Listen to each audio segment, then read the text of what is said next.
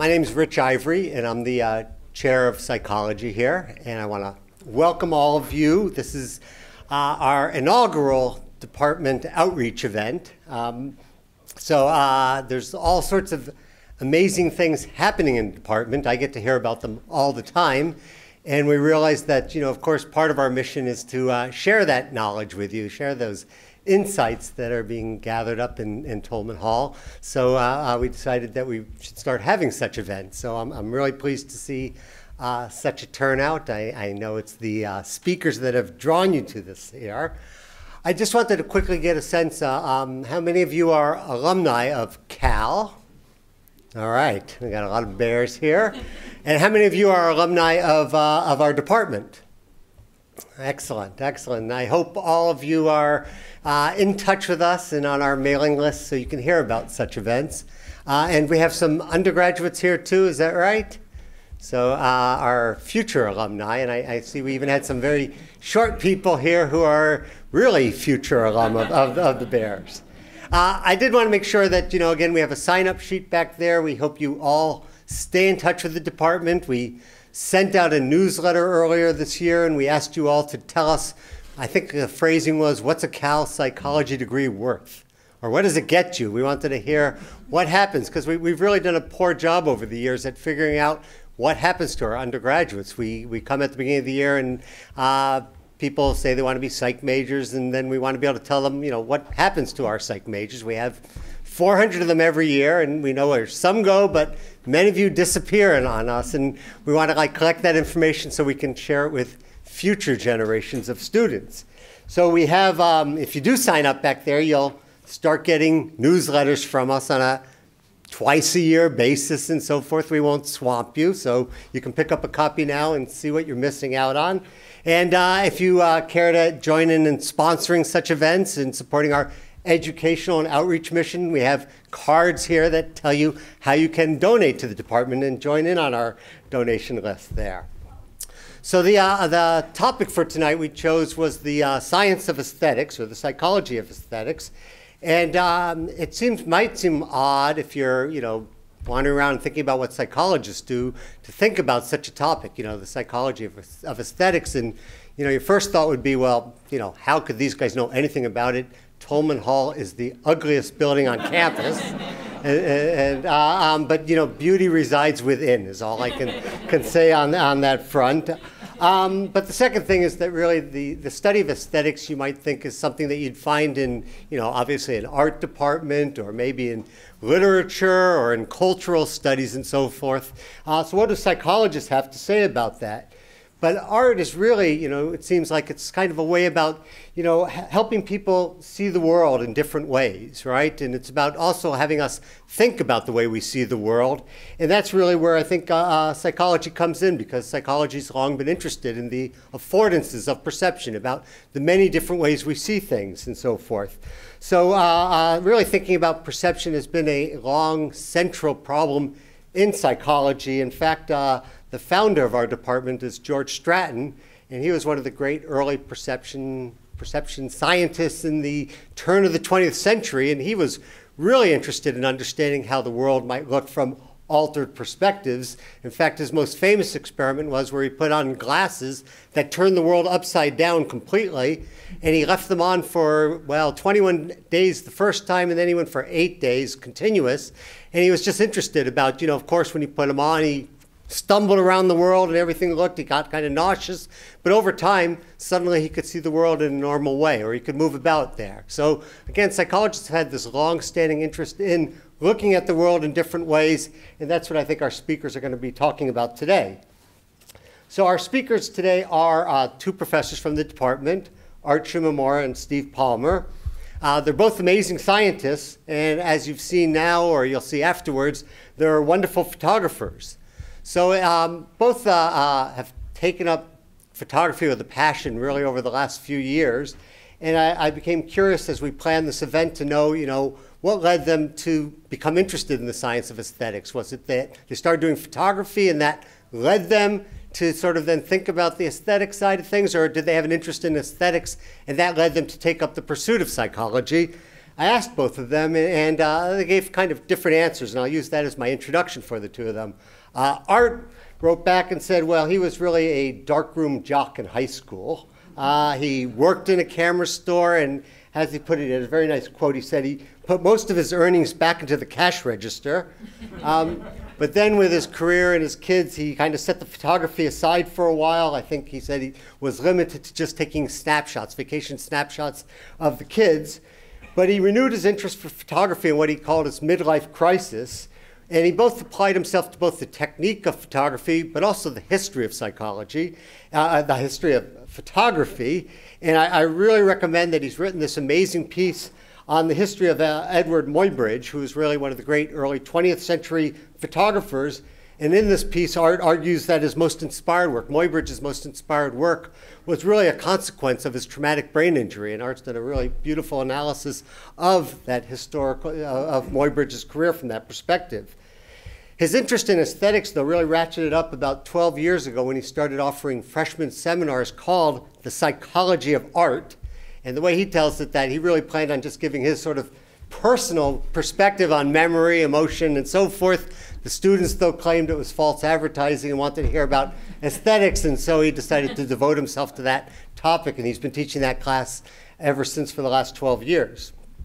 Steve, on the other side, is a late bloomer. He got his his first digital camera in the early 2000s there, and he said he was fascinated by two things. The first was that he just loved the idea that he could take 1,000 pictures for free and throw them all away and just keep one. Okay, so that really appealed to him. And the second was that he could really control all parts of the production there, from taking the picture, printing the picture, playing with it in Photoshop, even printing it out on his, as he said, his fancy inkjet printer, and even matting, doing everything with very simple tools. And he did this for a while, and then he really started thinking about, why does he like one picture better than the other? And he realized basically, these are the kind of questions that he'd been asking for so many years. Why do people have preferences for one perspective than another? Or why is it that certain shapes appeal to us? And so he decided to really apply his scientific methods to the study of aesthetics, and he'll be talking about that. So tonight, Art's going to speak first, and he's going to give a sort of general perspective on the psychology of aesthetics. And then Steve's going to follow, and he's going to be taking us kind of on a whirlwind tour of his discoveries about what colors and compositions, about looking at them and trying to understand why people like certain ones and why they don't like others. So I'll turn it over to Art.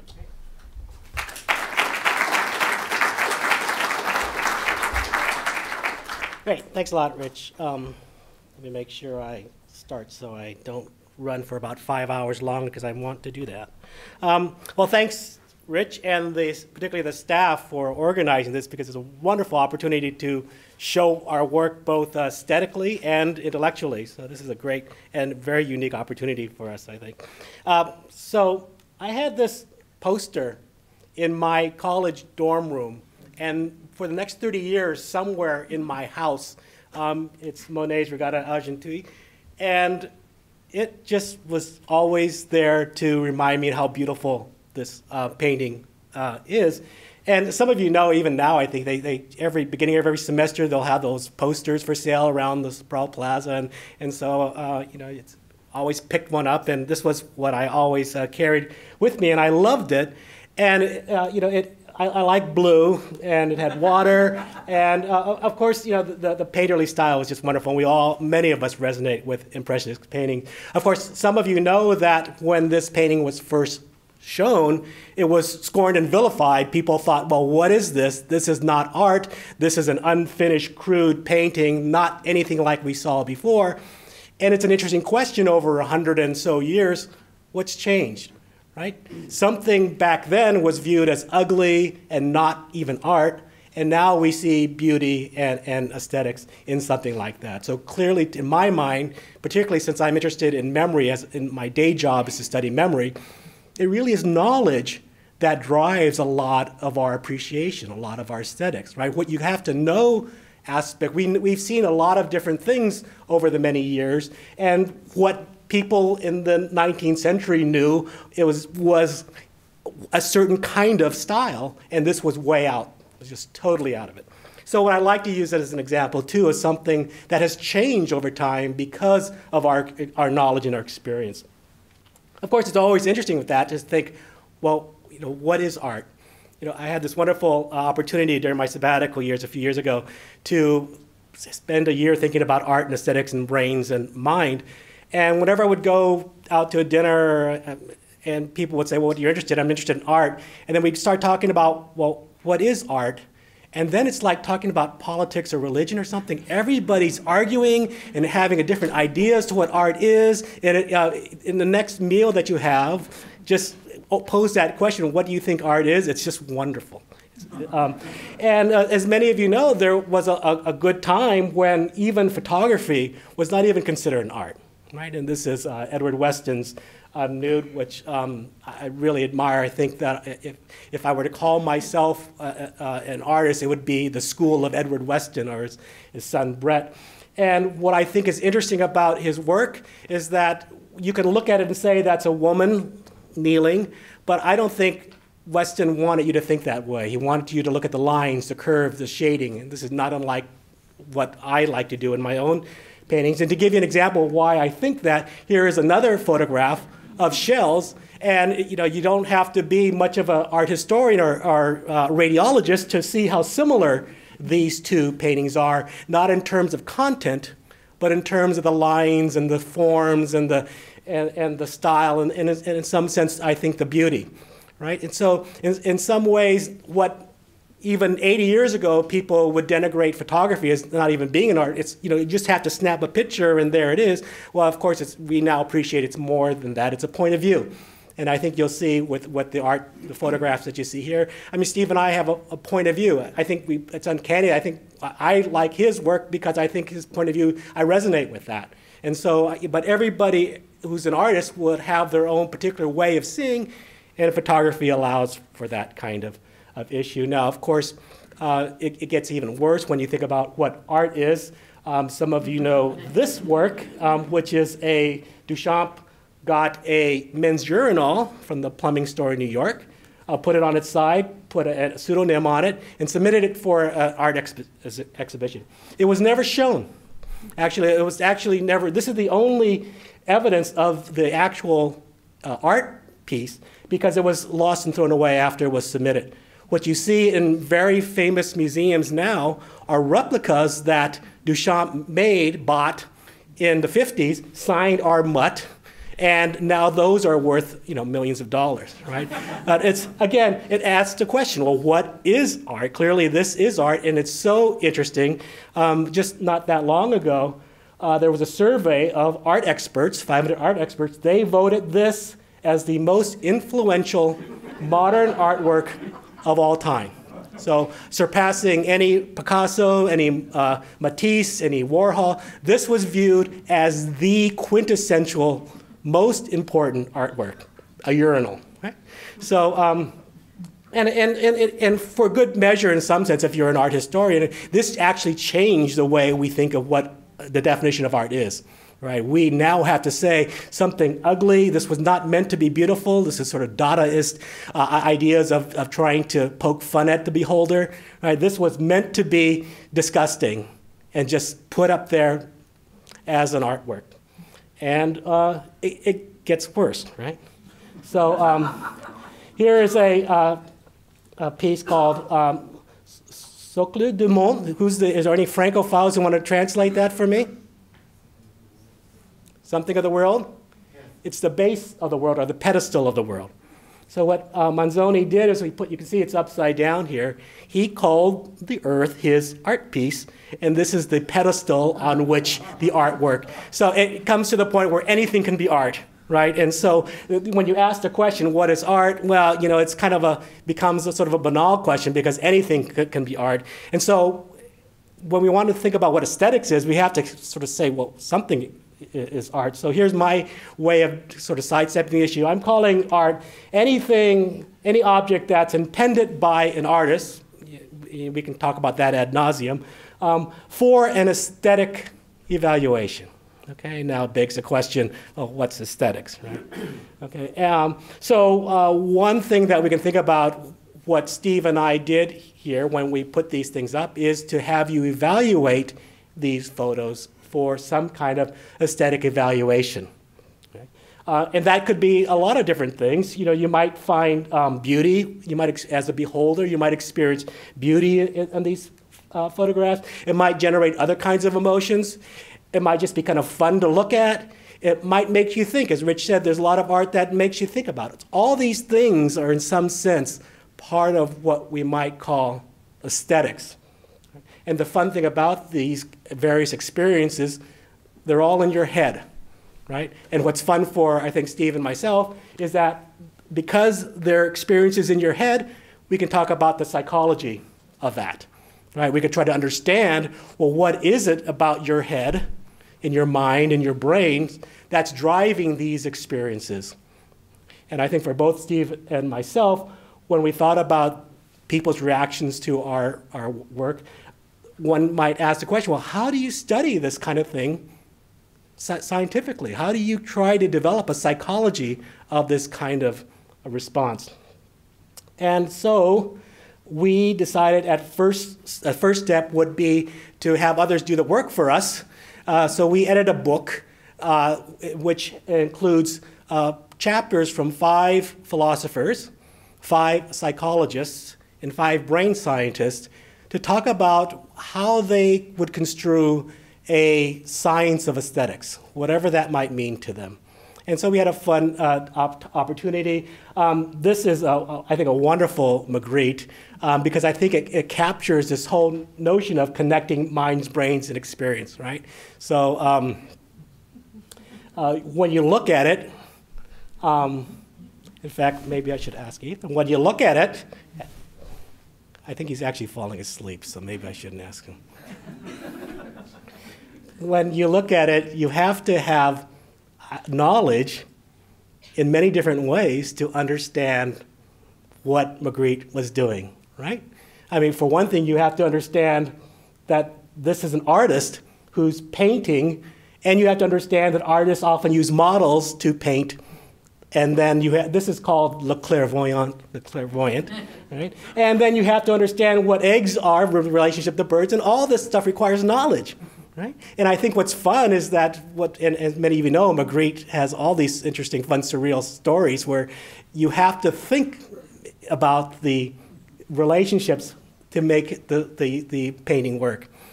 And so it's sort of a fun way of sort of characterizing what these contributors had to do with respect to thinking about art, putting together this aesthetic experience and how minds and brains work to drive those things. As Rich mentioned, I had the opportunity to spend time writing my own book about this stuff. So this is, my book will come out in about 8 or 9 months from now. And it's sort of my own personal perspective, trying to understand how we gain these kinds of experiences. So here's a sort of a first blush thought about aesthetics in the next 10 minutes. You can think of our aesthetic experience as a hedonic response. Okay, what the heck does that mean? Right? So it's very simple. A hedonic response means just something you can sort of rate on a scale of, say, -10 being you hate it, plus 10 means you love it, and what's your reaction to any of these paintings? How do you rate them? So that would be a hedonic response, in terms of you'd like or dislike, in terms of how interesting or uninteresting it is, and for some evolutionary biologists, one way of thinking about it is that there are some things, stimuli that we approach, and some things that we avoid, and these are all parts of our hedonic responses. They drive interesting things or uninteresting things that are good for us, that help us survive, things that we better stay away from because we might die. All these kinds of things are part and parcel of this hedonic response. And I think aesthetics co-ops all of these kinds of natural responses to our appreciation of art. And an interesting question is, how do we make these kinds of judgments? And the way I like to construe the question today is, well, when you go to an art museum and you walk around, well, what do you do and what kinds of responses do you get when you go and look at a particular painting, or when you go around looking at these photographs. I mean, what is it that you're doing? And I have a very straightforward, simple way of thinking about it that seems to help me when I go to a museum. And so I'll sort of provide you with this little framework. And so we have an artist who has an intention of producing this artwork, as I mentioned, and we just call that art, whatever that, anything in the museum we'll call art, except it reminds me of an anecdote that my wife and I went to the Norton Simon Museum one time and saw these lovely contemporary artworks, and then we saw this lovely blue, a very minimalist looking blue strip across it, and it turned out to be just some construction part. It was like duct tape, and it wasn't at all part of an art thing. So, right? So, but generally, whatever you see in a museum, we'll call it art. And here's one of my favorite paintings. It's Andrew Wyatt's Wind from the Sea. And so I'll let you look at it while I mention this whole part. And the whole part here is that we really want to understand the beholder. Okay, let's say, just given something's art. Now, how do we experience that? What do we do? And I have a very simple way of thinking about it, based actually on my 25 years of teaching Psych 1.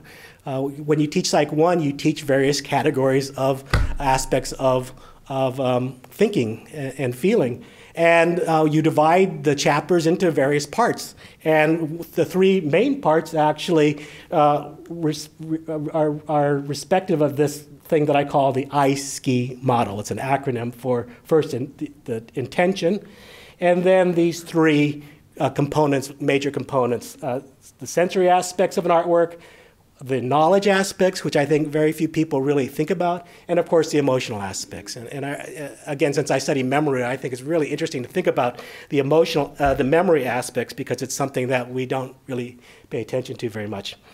So to give you an example here, you know, when you look at this painting, it's something that looks very naturalistic, right? You can tell that it's a window and that is a scene outside the window, right? But you don't appreciate the fact that you're using a lot of knowledge if you're getting what this picture might be making you feel. For example, you see the curtains, well, you know that it's a windy, breezy day, and you know that the window's open.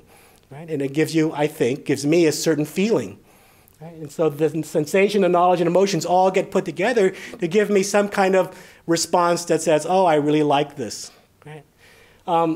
And I think what's kind of fun, what I've been playing with, is whenever you look at artwork, you can kind of evaluate them on these three major components of the way we behave, which is what it looks like, how it makes us think, the conceptual knowledge aspect of it, and how it makes us feel.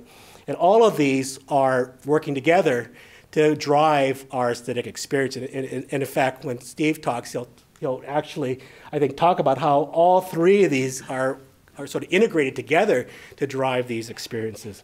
My own little way of thinking about it is that when you get that wow experience, when you see an artwork, you say, wow, then my feeling is that they're all jacked, all of those parts are jacked up to 11, you know, on a scale of 10. And so what we end up doing is you can find lots of artworks that might jack up your knowledge aspect. I think the fountain, Duchamp's fountain, is very important from a conceptual point of view. I think it probably does very little for most of us in terms of the sensory and emotional part. Right? But it'll always be very important in terms of the conceptual aspects of it. Right? And you can evaluate any artwork based on this. So it's a sort of a fun thing for me to do, to think about both the knowledge, the sensation, emotion. And I'd add the intention here because this is a bit controversial for people who know about postmodernism. But I think whenever I see a painting, a photograph, an artwork, I like to know something about the artist. I like to try. It's almost like a communication. It's almost like a little email message from somebody else, right? It's sort of like you get to see something about that person's psyche. And I think it's very interesting to think about the artist. These days, people, a philosopher these days would say, you can forget about the artist. We don't really care. But I think for us lay people, I think it's very important to drive our experience. And so just you know, there's a whole series of fun things that one can talk about with each of these components. I just want to mention this one because I think it's very interesting, and that is why when we look at this, we find beauty, and again, 19th century viewers found that to be ugly. Right? What is it about that? For us, we see lots of aspects. Probably we've seen dozens of impressionistic paintings and lots of commercials that have abstract modern stuff.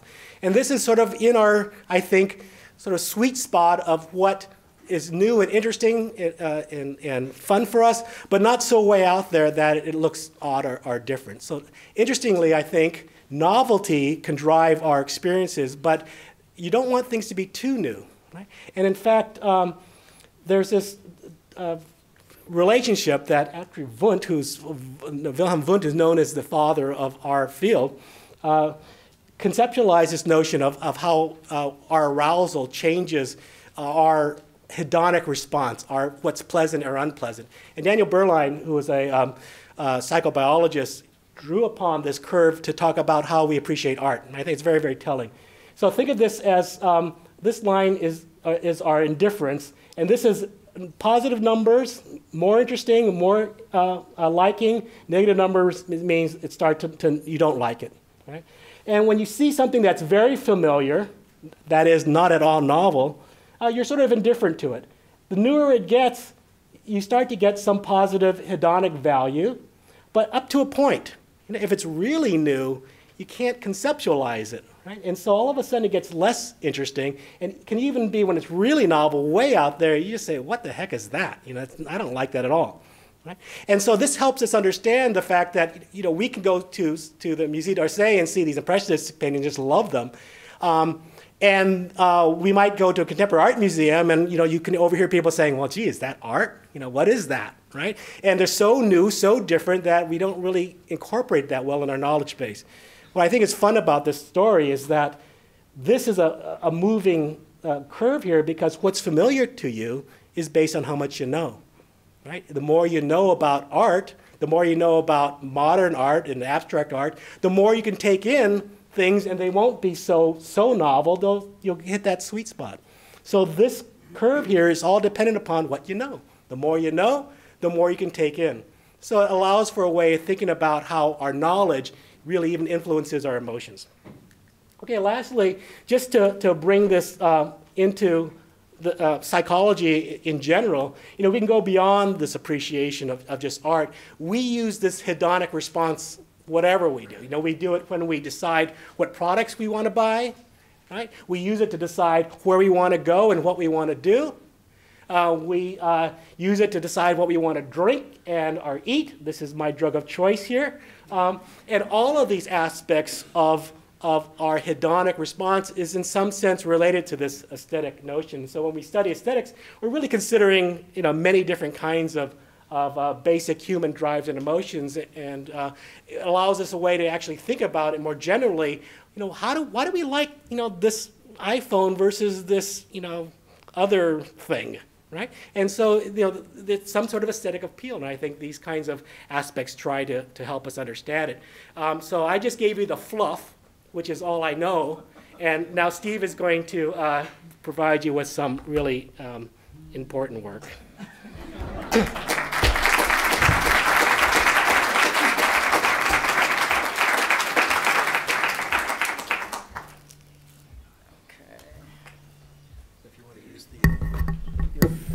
Is ringing or something, or is that your timer? It might be my timer.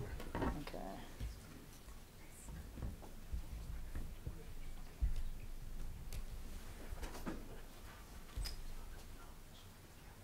Let's see.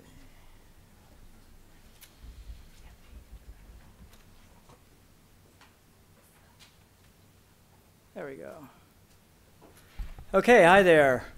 Thank you all for coming, and Art actually has just provided a perfect introduction, I guess, for my talk. You'll see there's a little bit of overlap at the end of his talk. I say some of the same things at the beginning of my talk, but I didn't know what he was going to say. So, yeah, I'm going to talk more about the sort of sciencey aspects of this aesthetic science business to try to convince you that you really can be rigorous about this stuff and discover interesting things.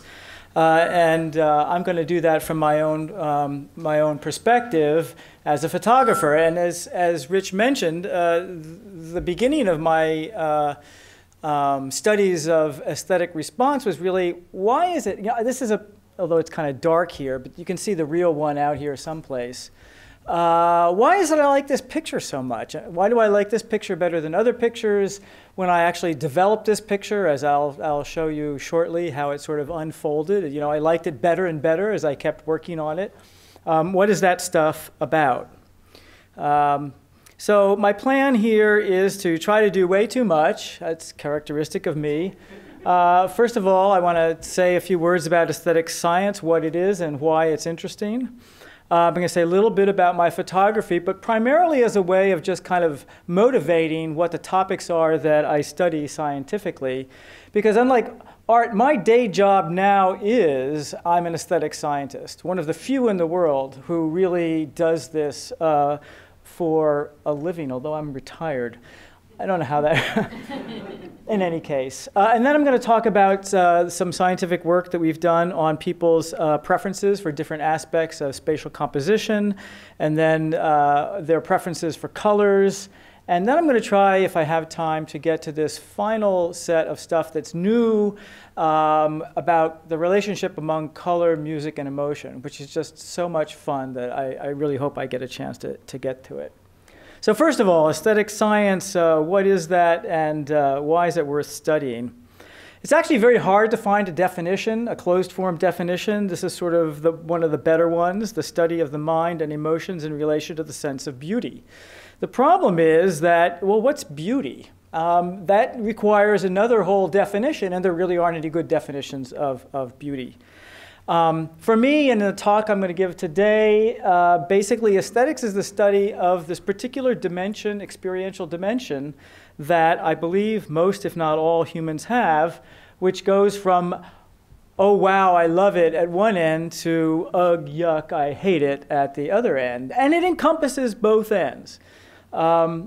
It's important because it actually impinges on so many areas of our life. And this is just actually a recapitulation of what Art said. So one obviously is paintings. We go to the museum. We go to art galleries to view things. These happen to be some of my particular favorites. And sculpture, also in art museums. Everybody agrees that that stuff is of some aesthetic value.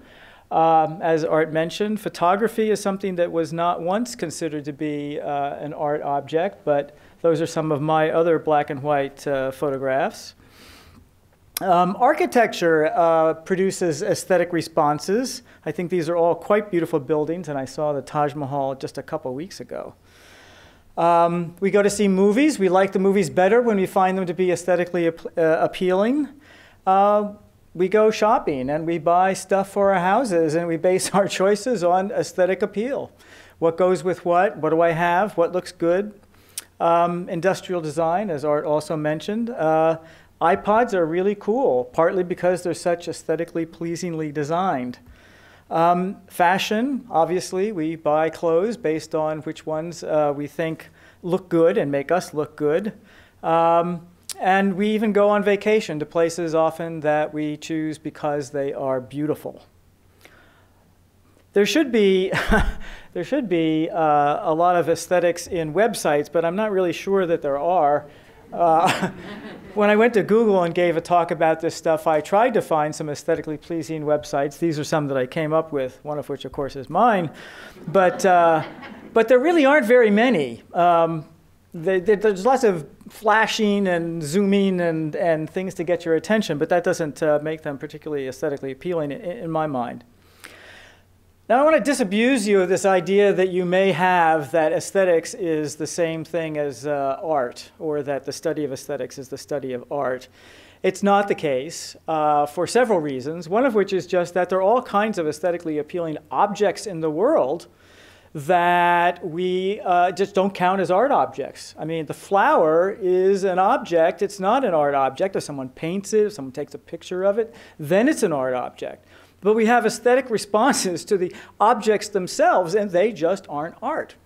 And similarly, as Art pointed out, there's a lot of things that count as art that most people don't find aesthetically appealing at all. That is to say, they have the ugh, yuck reaction to them rather than the, oh, wow, that's wonderful. So it's not the same thing, and my talk is not going to be about art. It's about aesthetics. And it's about this dimension of human experience from, wow, I love it, to yuck, I hate it. Okay, I want to say a few words about my photography.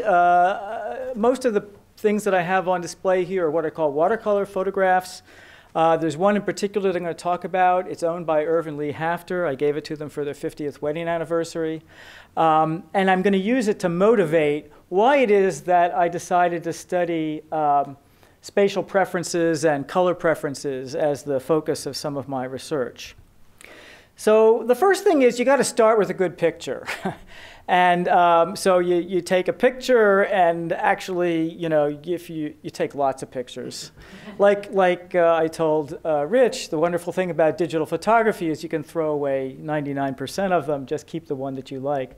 This is even darker up here than it should be. But the point is you pick out one that you like best. That one is the one that I like best, although I actually like the composition of this one a little better. But I figured I could crop this down. What I like here is I like the light on the vase, the vase is in darkness. And so anyway, you pick the one that you like, and then I improve its spatial composition. So you crop it. That's the original picture. You find that portion of it that you think works best, and then you crop it. And then I improve the color composition. So well, first of all, colors on projectors are not the same as the colors that things actually are. So take it from me, this is not a good representation. But the original photograph was sort of too greenish and kind of drab. So the first thing I did was to warm it up. It doesn't look very warm here. And then I made some further selective adjustments. So I made the blue painting made it bluer, and the vase bluer also. And I actually kind of popped, although you can't see it here, some of the red hues in the quince blossoms. And then I actually made these watercolor adjustments using something called the watercolor filter in Photoshop. Now, if you just use the watercolor filter straight, you almost can never tell the difference between the original and the filtered one. So what I actually do is I actually shrink the photo down until it's a very low resolution photograph. Then I apply the watercolor filter. Then I blow it back up, and then I have to do some things to get rid of digital artifacts. But what it does is, this is a close-up here, a close-up here, so that you can see that this is the photograph, and it has sort of photographic kinds of qualities. And there's something different going on here in terms of the texture. It's much more watercolory. And I urge you to take a look at the actual photograph. I can't remember the actual image there. But this gives you the sort of the reasons, the ways in which spatial composition and color composition and texture, which I've not yet started to study but is on my list, how they actually work in terms of the way that I do my photography. So now comes the science. How is it that I've tried to study this scientifically using the techniques of visual psychophysics? My credentials, I really am a vision scientist. I wrote the book. This little pamphlet I wrote came out in 1999, and it's sort of the Bible of the field. So I'm using the techniques for classical vision science, but the object of study now is people's aesthetic response rather than how red is something or how close is something or how big is something. So here's the kind of task that we do. Which of these two pictures do you prefer? How many people like the one on the left? Raise your hand. How many people like the one on the right? Raise your hand. Wow, interesting audience. Usually this is about 90% of the people like the one on the left, which is actually the one that Whistler painted. This is the kind of task we give people. Usually people have a pretty clear reaction. They like one better than the other, and nobody has yet said, what do you mean, which one do I like better? So we're tapping into something that's real. So in the first study, we wanted to ask psychophysically about spatial composition. If there's a single object in the picture, where should it be? So we took a bunch of objects, flowers and dogs and cars and so forth, and we showed it from a front view, a right-facing view, and a left-facing view. And then we just moved it to a bunch of different positions, and we showed people every possible pair, and for each pair they said which one they liked better. And it turns out people give you very, very regular responses to this sort of thing, and here's what they are. So we're plotting here now how much people like that object when it's in the far left to center to far right position. And it turns out it matters how the object is facing. So if the object is facing forward, you get a very strong center bias. People like these objects, all of which were themselves symmetrical, to be squarely in the center of the frame. Now this actually contradicts the so-called rule of thirds. How many people have heard the rule of thirds? Yes. So the rule of thirds is wrong, at least in terms of what it is that people actually like. It's wrong in a lot of different ways, although I think it's heuristically useful. But if it's a forward-facing object, people tend to like it to be in the center. However, if it's a right-facing object, they like it to be on the left-hand side of the frame. And if it's facing to the left, they like it to be on the right side of the frame, which we call the inward bias, that people like the object to be sort of facing into the frame rather than out of the frame, with more space in front of it than behind it. And this is not just true of these funky little objects, the pictures that we show people. We've looked into the Corel database of stock photographs for single object pictures, and we classify them in terms of whether they're left-facing, right-facing, or forward-facing. And then we measure where the centers of these objects are. And it turns out that we find pretty much the same thing we found before, that the front-facing ones are kind of smack dab in the center. The ones that are facing to the right tend to be on the left side of the frame, and the ones that are facing to the left tend to be on the right side of the frame. Then we started to study vertical position. So where up and down should people place objects to be aesthetically pleasing?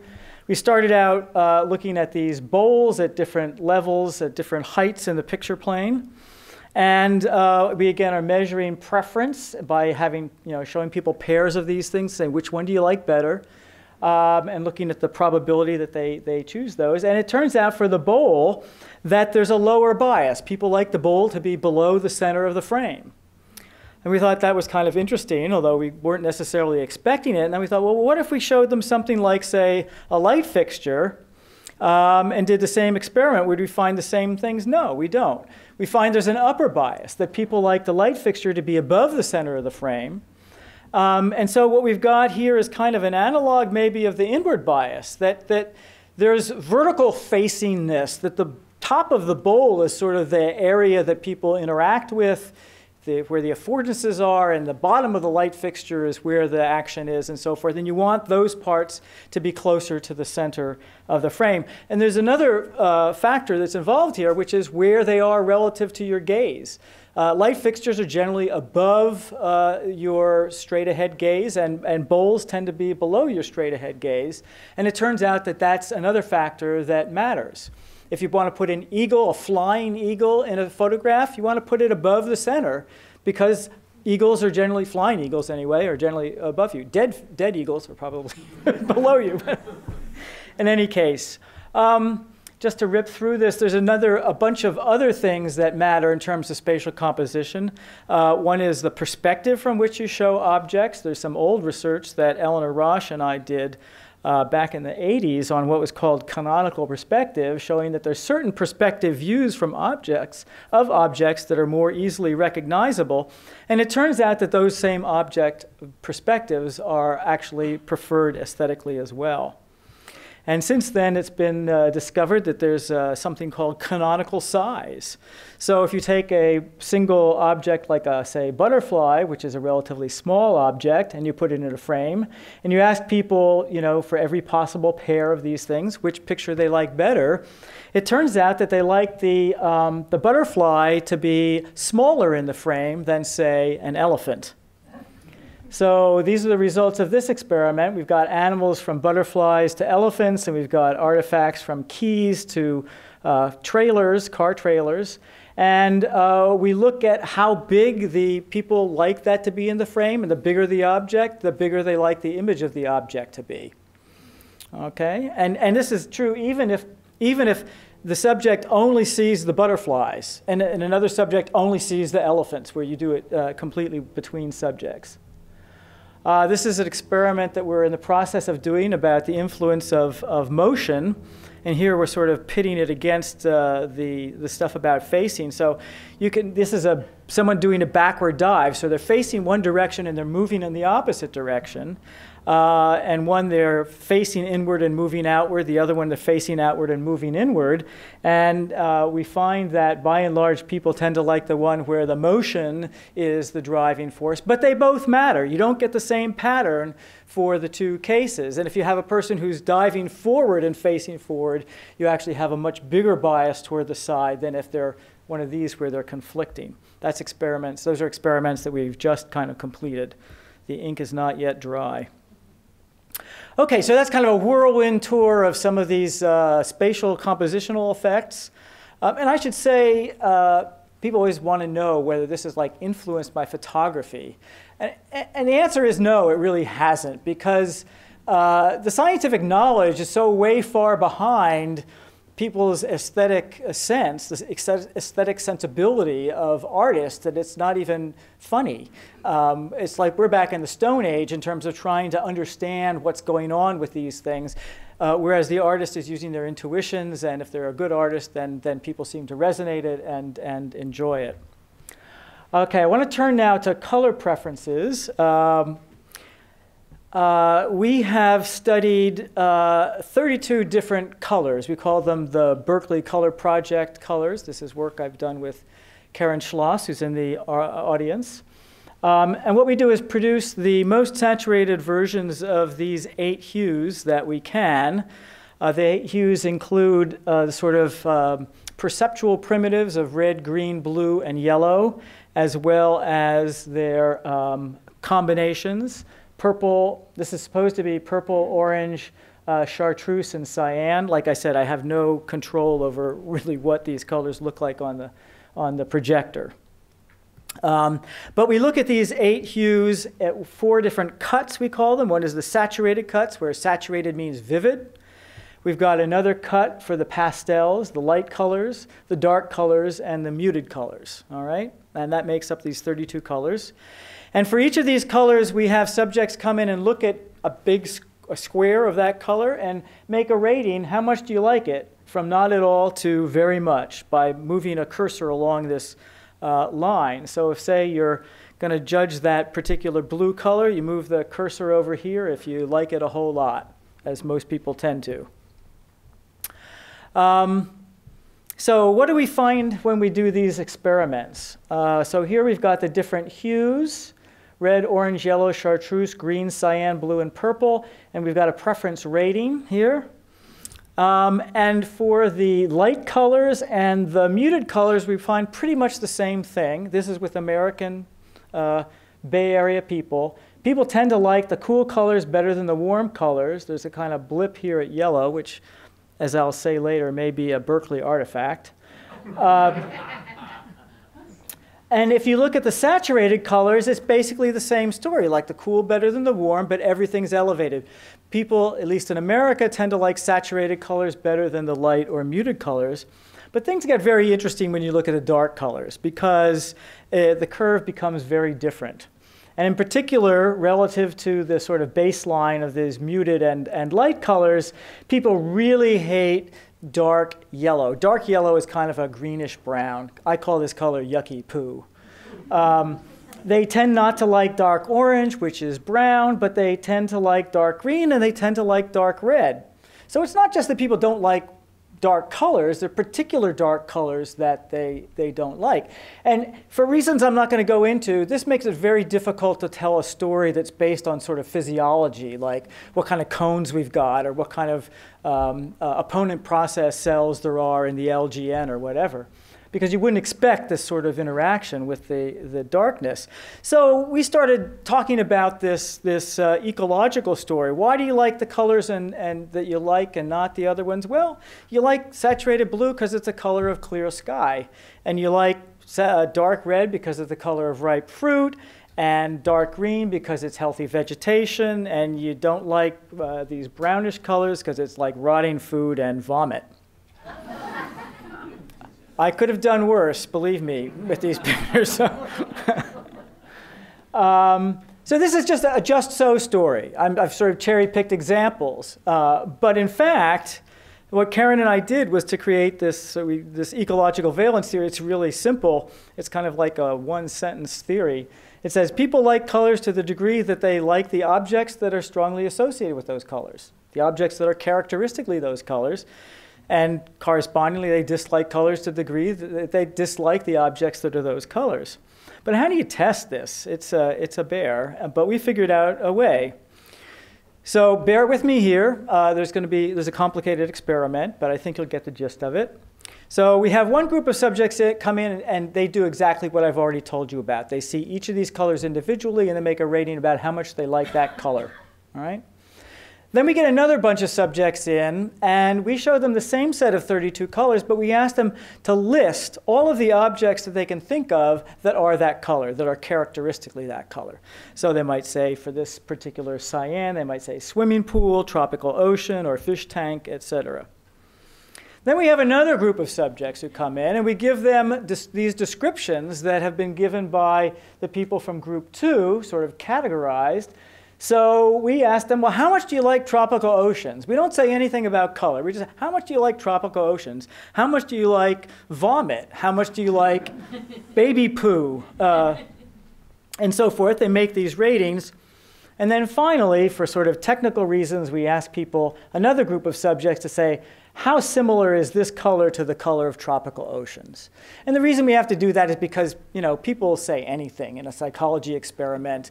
And, they might say that cherry tomatoes are this color. And, that's not true. So you have to have some way of getting rid of that stuff. So then what we do is we compute this thing called the wave, which stands for the weighted affective valence estimate. And this is the guts of it. So for this color, the saturated cyan, we've got all of these categories of objects that people have claimed are this color. And we've got measurements of how well these objects match that color. And we've also, and some of them are pretty good, like swimming pool has a very high rating and forest has a pretty low rating.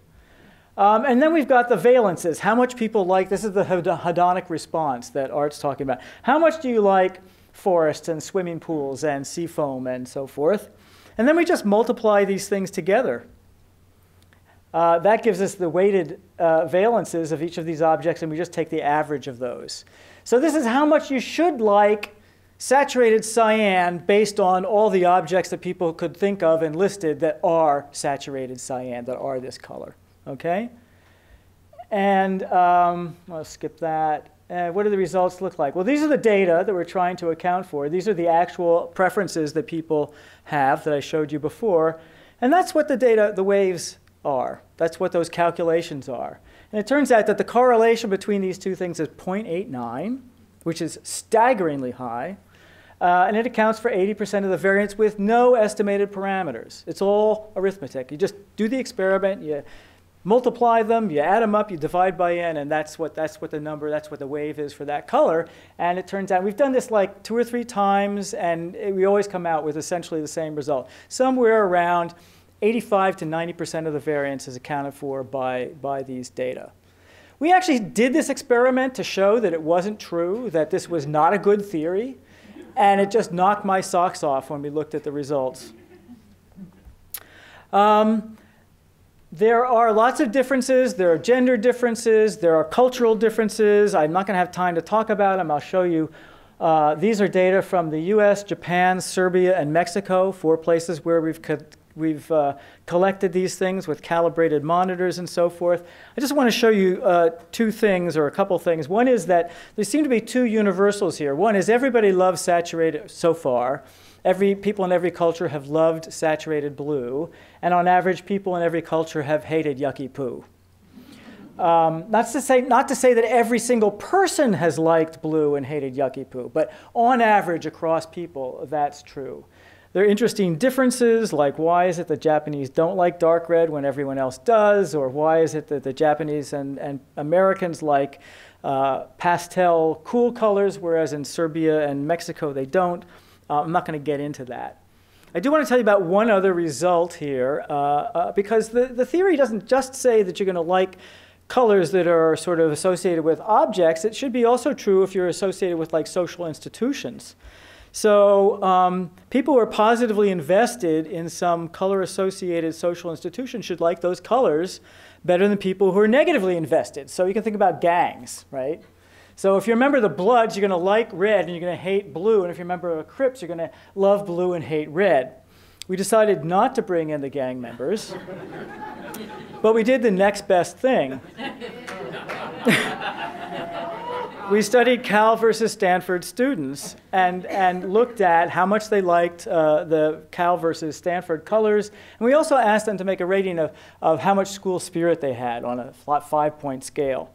And I'm not just going to show you a couple of results here. One of them is that this is for the color pairs, that in every case the predictions are correct, that Berkeley students like Berkeley pairs better than Stanford. This is gold on blue and blue on gold. Whereas for the Stanford students, it's the opposite. For the Stanford students like red on white and white on red better than Berkeley students do. Moreover, the more school spirit you have, the more that's true. Okay, so this is obviously a learned effect, unless you believe that people are sort of predestined from birth to go to Stanford and Berkeley, depending on what colors they like. And not only what colors they like, but what colors they dislike, because they have to go to a school where their rival has those colors. I consider that wildly implausible. Okay, so, all right, I'm already over. So the question is, do you want to hear anything about color, music, and emotion? All right. This is so much fun.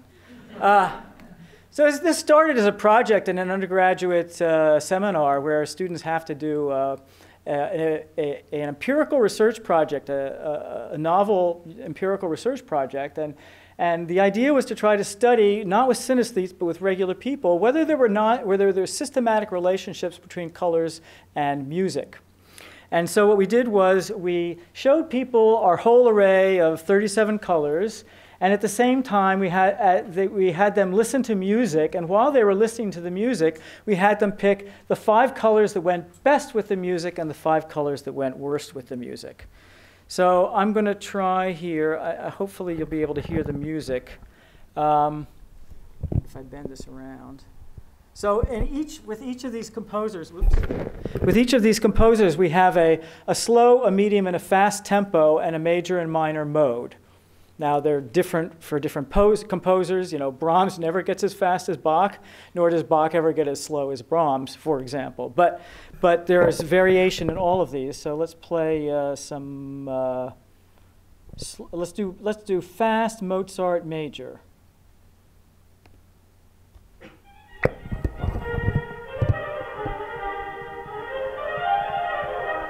Now think about which colors you would pick. If you had to pick which colors go with this music, which ones would you pick? I mean, this has got to be the flakiest task that I have ever studied. In fact, this is the flakiest task I have ever heard of anybody studying. But I'm going to show you there's some remarkably systematic results. All right, just for comparison, let's keep the composer the same, Mozart minor slow. Which colors would you pick to go best with this? Same ones? No. All right. So we had people do that task, and in addition to that, we also had them do 2 other related tasks, because we thought that the connection between color and music actually might be mediated by emotion. So we showed people each of the same colors individually, and we had them rate each of those colors in terms of these 8 different emotional terms. So say, take this, whoa, that's supposed to be bright yellow. It's actually kind of chartreuse. But anyway, how happy is this color? How lively, how calm, how strong, how sad, how dreary, blah, blah, blah. They made 8 different ratings on one of those line mark rating scales. So we have for each color what its sort of emotional associations are. And we did the same thing for the music. We had people, so let's play some Brahms here. Okay, so we get.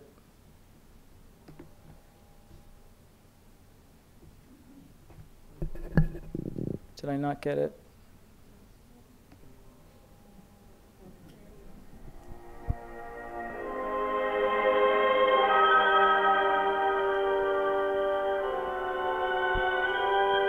first movement, fourth symphony. Really lively, isn't it? Okay, so let's try, so some major Brahms, major fast Brahms. It's not as zippy as Mozart, but you get the idea. It's good deal faster and definitely major. Okay, so what do we find? Well, here, what we've done here is just, we had 48 subjects, and we've just shown you the color that each of the 48 subjects picked as being the color that went best with this music. And unfortunately, you can't, it's not a very good rendition of the colors because they're not bright enough. But basically what you find is that people pick darker, cooler, less saturated, less vivid colors to go with the slow. This is the Bach. Oh, we haven't heard the Bach yet, so this, oops.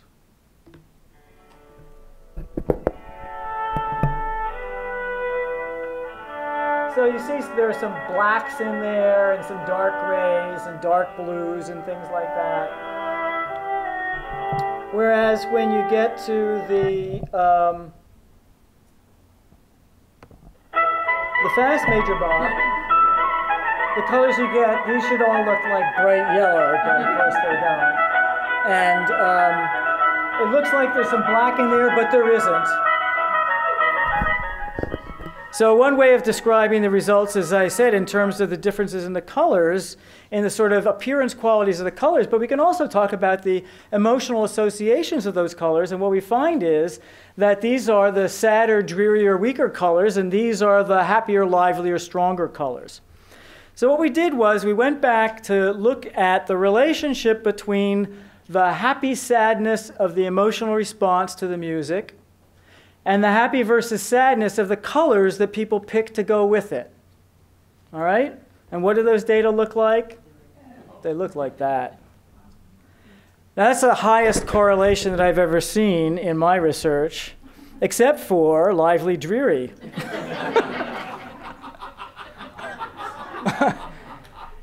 And strong, weak is no slouch. The outlier here is angry, calm, where the correlation is only 0.89. So, like I said, this is like the flakiest thing I've ever done, and I've never seen correlations like that. And I lay awake for a while worrying that this was actually somehow, it couldn't come out any other way because there was a flaw in the design. But I now know that it can come out other ways because we've done some experiments, some follow-up experiments that are much more selective. And in fact, sometimes the correlations are relatively low, only 0.6. But we take this as being evidence that, in fact, this cross-modal matching between colors and music is, in fact, driven by emotional content. People listen to the music, they have an emotional response, or we say evaluate the emotional content. I mean, I think they're actually having emotional responses. And then you pick the colors that go with those emotional responses. Where this is going is toward the Fantasia fantasy. We're expanding this now to a much more general thing about the relationship between music and visual dimensions, where we're looking not only at, we're looking at the relationship among things like harmony, melody, timbre, dynamics in music with colors and shapes and textures and motion and all of this stuff. How could you produce an algorithm that would create aesthetically pleasing visual displays to go with music, the qualities of which you can hopefully compute online? I'm hoping to get Google interested in doing this or something. But that's where we're headed. I want to thank my collaborators here, particularly Karen Schloss, who's in the audience, and Jonathan Sammartino, formerly Jonathan Gardner, who's not here but was equally helpful in developing the spatial composition portion of the project. I also want to thank my sponsors, which include Amy's Natural and Organic Foods. The research is currently sponsored by the National Science Foundation and a bit by Google, but when we started this stuff out, nobody's going to give money to study this kind of stuff until you've actually got half of the research done. Finally, I got NSF interested in it. But before that, we got support from Amy's Natural and Organic Foods. Karen's uncle works for Amy's, and he's actually in charge of marketing, I think, and he gave us about $3,000 worth of pizza coupons, and we paid our subjects with pizza coupons. Now, there's actually a relevant message here, which is that actually funding research on aesthetics of this sort is not an easy thing to get funding for. It kind of falls between two chairs. There's lots of money from foundations for real science, and they don't believe that aesthetics can be real science. And there's other money that's out there for the humanities to support artists and photographers and writers and things like that. But neither of these groups are particularly interested in funding research like this. So if anybody out there in the audience happens to have some extra money that they're looking to get rid of to support the aesthetic science, the beginnings of aesthetic science, please talk to Rich, and he'd be glad to take your checks. I also want to thank you for your attention and interest.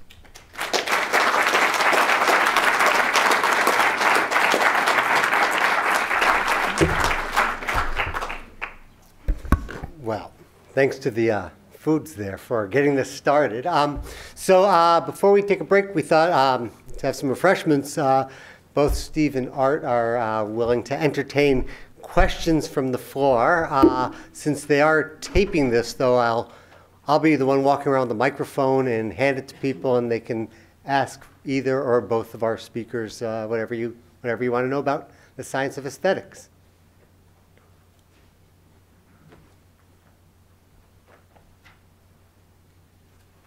You mentioned that a lot of your studies had to do with... Hang on, I'll have to turn it on. It's not automatic. You mentioned your studies, or your subjects were in Berkeley, but you also alluded to possible differences in other cultures, and I was wondering if you had actually gotten a chance to study other cultures and to see what the differences were in terms of color aesthetics between, say, American and other cultures, or if there was a difference. Oh, there are differences. You didn't probably get it, but I sort of flashed up there a slide that had data from the US, Japan, Serbia, and Mexico. We're hoping to get data from India, which I just came back from, and now from China as well. There are very substantial differences between cultures. The only thing that we've really found that's truly common is that everybody likes saturated blue and nobody likes yucky poo. But there's sort of two pieces to my answer to the question. One of them is that the ecological valence theory actually makes predictions. That, the objects that are available to people in, say, China, to some degree are similar to ours, but others are different. And that, say in Japan, for example, everybody mentions tatami mats for a sort of light beige color. No one in the US has ever mentioned tatami mats, to my knowledge. And so they're different objects, and there may be very different kinds of emotional responses to the same objects in different cultures. So, for example, they may love eels in Japan, and we don't like eels because they love to eat them, and we don't even think about eating them. They're these slimy, ugly things in the sea. So the ecological valence theory actually makes a kind of interesting prediction. That is, if you do the wave experiment, where you get people to list all the objects and you rate all the valences of all the objects and do that stuff, that the American wave should predict the American preference data better than the American wave should predict the Japanese preference data, and vice versa, and that's true. Okay, that's the only place where we've so far looked at that. Now, I don't think that that's all that's going on. In part because the percentage of variance that's accounted for by those wave data is substantially lower in Japan than it is here. And I think a piece of what the difference is that what I'm going to call sort of symbolic color associations are much stronger in Japan. and other cultures such as China and India. Those are the reasons why I want to go look there. So if you go to China, I mean, there's this particular red that their not temples, but the culturally important artifacts are in, which is supposed to be a good fortune, good luck kind of color. And there's imperial yellow, which is a particular yellow that's associated with the emperor. And there's green, I think, is supposed to be associated with long life. And these are very potent associations, I believe. And I'm not an anthropologist. This is just from sort of talking to people and going around and seeing things. And my guess is that in other cultures, those kinds of effects may be a good deal more important than they are in our melting pot. They may have kind of been washed out, so to speak. But we're going to look at that, and it's studyable. You can do the wave experiment. We're going to do it is not just with objects, but also have people list for each of the colors all of the sort of abstract concepts that they can think of that are associated with that color. And you can say, well, how much do you like purity? How much do you like evil? How much do you like good fortune? How much do you like long life? And then we can integrate those with the objects, and the hope is that those kinds of associations will in fact bump up the percentage of variance accounted for in those cultures where those sorts of things are important.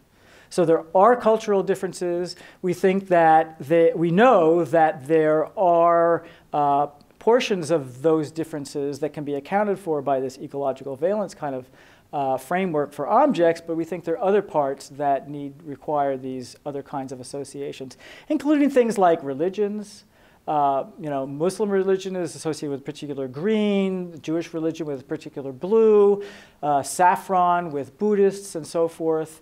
Holidays, red and green with Christmas, purple and yellow with Easter maybe, or, So all those things are potentially relevant.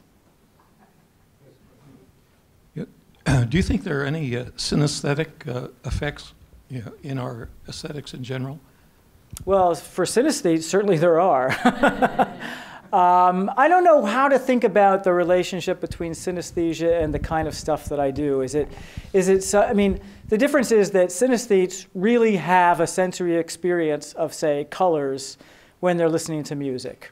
And if you've seen The Soloist, that's a nice representation. There's a scene there where the soloist goes to hear a concert, and the special effects people could go wild with creating something that what might be in his mind.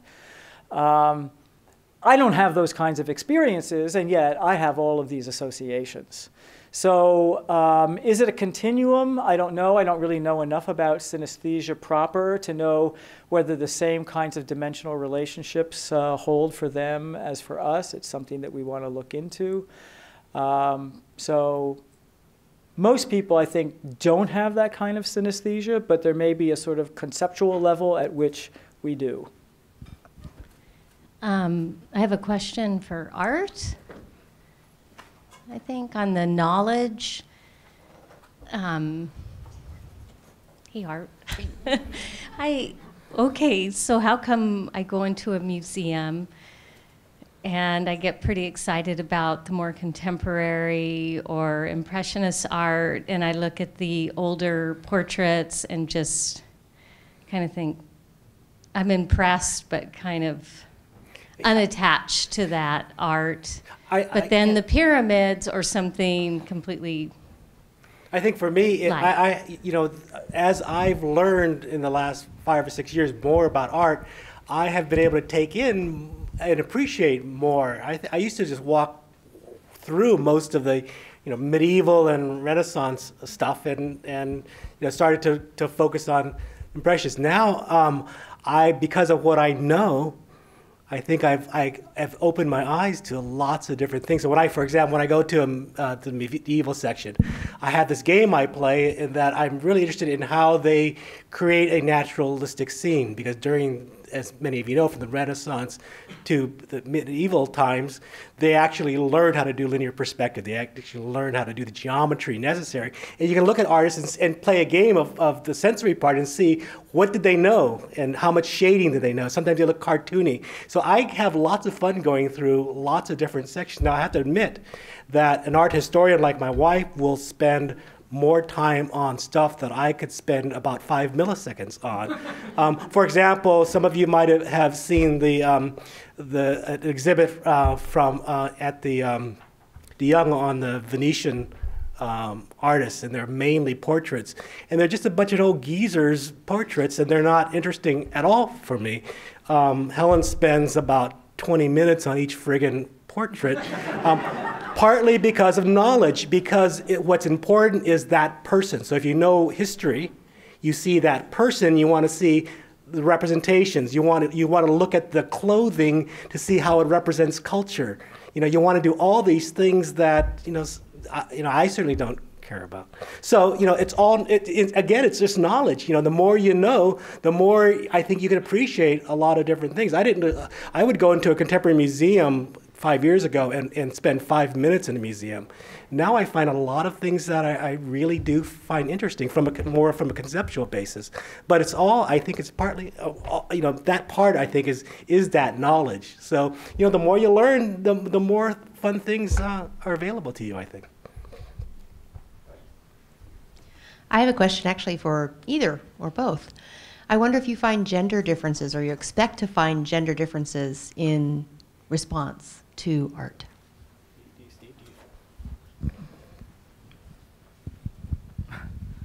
Well, of course, I can't say anything about art.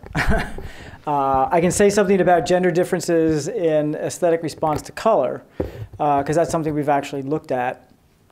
And yeah, we do find gender differences. I even have a slide of it, I think, in here somewhere.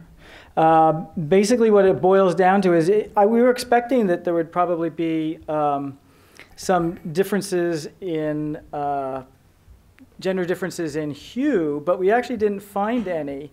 The differences were really in the response to different, what we called cuts. So here it is. Here's the slide.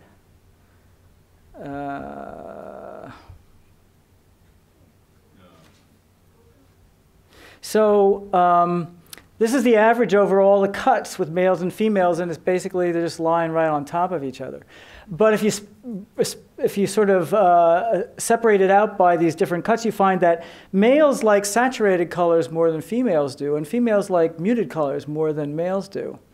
Now this kind of surprised me. I don't know whether it surprises you or not, because if you think about the kind of colors that people wear, myself not, myself accepted, by and large, women seem to wear more saturated colors than men do, and men tend to wear more muted colors. But if you think about who they're dressing for, it makes sense. So the men like more saturated colors, so the women wear them, and vice versa. There's a way to test this. You look at gay men and gay women and find out whether gay men tend to wear the colors that men tend to like, and the gay women tend to wear the muted colors that the women like. We haven't done that study yet, but it's a prediction. There are other differences in other cultures. Okay, so in Japan, there's a pretty big difference between males and females in terms of how much they like the sort of light pastel colors. Women, the Japanese women love pastel colors. Japanese men, not so much. They probably like them more than American men do because, their wives and girlfriends do, but there's a big difference there which doesn't show up in the US. And in Serbia, there's a hue difference, which is that basically Serbian men hate all shades of purple. I suspect that this may be a sort of developmentally delayed version of sort of adolescent males' view about pinks and purples, that you don't want to like those colors. Those are girly colors, as our former governor would say. But yeah, so there are differences. There are gender differences. They differ across cultures. It would be interesting to see whether the ecological valence theory can account for that. I mean, maybe the reason that the males dislike these colors is because they're the colors of like baby dolls or whatever. I don't know.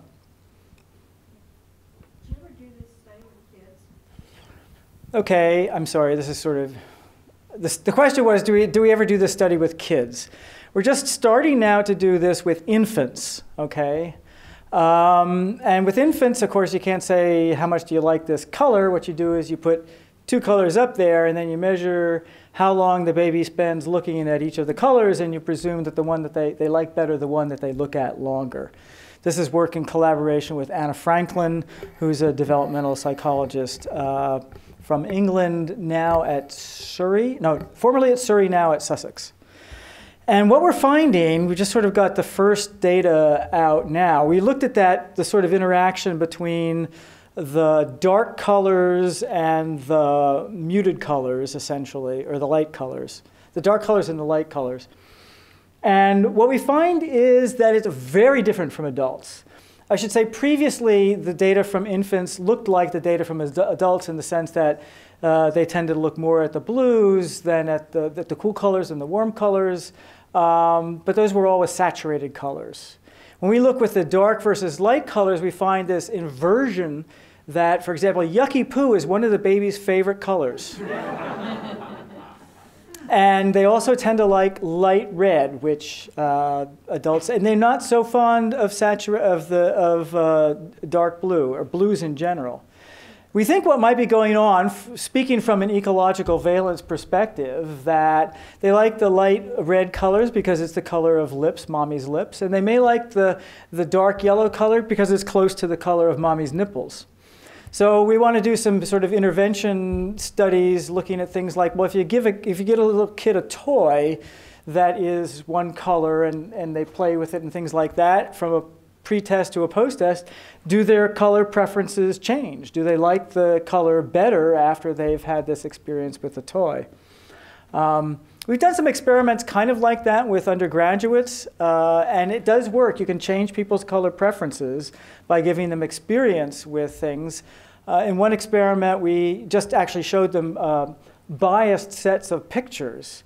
So we sort of reminded them of all the good red stuff and the bad green stuff for one group. And that group, from a pre to post test, in terms of how much they like the colors, the preference for reds went up and the preference for greens went down. The other group we sort of show them pictures that are biased. They remind them of the good green stuff and the bad red stuff. So it's like forests and trees and kiwis versus blood and guts and gore. And the red goes up and the green goes up and the red goes down. So you get this nice crossover interaction, which is just what you would predict. So you can push these things around with experience. Our current belief is that although the initial motivation for this theory, this ecological valence theory, is kind of evolutionary, we don't really believe anymore that there's very much of a sort of innate component to it, because the baby data are turning out very differently. The cultural differences are turning out to be substantial. But the basic idea, as Art actually mentioned, is that color preferences are like food preferences, that it's a biological steering mechanism. That in food, you tend to like things that are sweet and fatty because they've got calories and they tend not to be poisonous. You tend to not like things that are like sour and bitter because they're more likely to be toxic and they're less likely to have food value. So if you follow your preferences, you'll eat the good stuff and not the bad stuff. Well, just generalize that to color. If there's a correlation between colors and good stuff and colors and bad stuff, if you go toward the stuff that looks good in terms of the colors that it is, you're going to be and avoid the stuff that's bad colors, you're going to be better off. And happier, I should say. I meant to say this in the beginning, that I think we really underestimate the importance of aesthetics in life, in part because we live in a free society with all of these choices. You can listen to any kind of music that you want to. You just turn on the radio or you put in your CD player the music you want to hear. Suppose that someone forced you to listen to music that you hated all the time. Would you be a happy camper? I wouldn't. Suppose somebody forced you to live in a house that was painted in colors you hated. Would you be a happy camper? I don't think so. Nobody's ever studied. It's not really very ethical to study these things. But I think that those things are important, and there really probably are health and happiness consequences of aesthetics that are not yet well appreciated. Yes, my question is similar to the last one about are there age differences, not just between babies and adults, but within Yeah, there are. We haven't studied them, but some other people have. In particular, in sort of around pubescence, there's a difference that shows up between boys and girls in terms of how much they like pink and purple, for example. It's kind of like the Serbian men. And I think it's because there's a gender differentiation that goes on pretty powerfully there socially, and the boys are trying to be more masculine and the girls more feminine, and so the boys don't want to be associated with the colors that are culturally associated with femininity and so forth. So yeah, there was a theory around for a while that basically was pushing the idea that the sort of red, pink thing, that was sort of like innate biologically driven, but the evidence, I'd say, now is that just ain't so. It's cultural. Well, join me in thanking Art and Steve for a great talk.